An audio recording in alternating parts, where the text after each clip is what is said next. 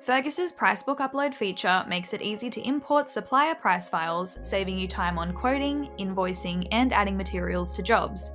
With pre-saved items ready to go, you can skip manual entry and work more efficiently. Let's walk through the steps to upload a Pricebook in Fergus. First, request a CSV file of your Pricebook from your supplier, or download one directly from their online portal if available. Once you have the CSV file, go to your Fergus settings by clicking on your profile icon in the top right corner. In the settings menu, select Pricebooks from the options on the left. Before uploading, add your supplier by clicking the Add Supplier button in the top left corner. Then, you'll see a blue upload box in the center of the page, where you can drag and drop your file, or click to choose it manually.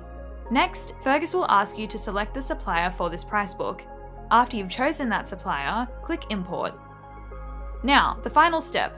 Fergus will display a preview of your file, and you'll need to map each column to the correct fields, like product code, product name, and cost price, so Fergus can read it correctly.